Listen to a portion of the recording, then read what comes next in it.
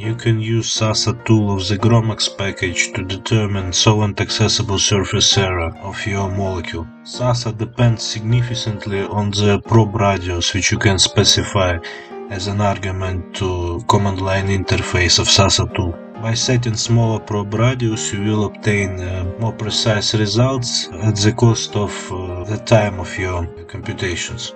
Based on the SASA values, you can also determine volume and density of your molecule. Or you can decompose total SASA values into values per residue or atom of your selected index group. You can also output cannoli surface, which is a graph representation of your molecular surface, and free energy observation as a function of time. In the rest of this video I will show you how to perform SASA calculations and how to check out the output files. You should know though that to output cannoli surface as a PDB file you need a full trajectory, and in this case I use compressed trajectory without water and ions.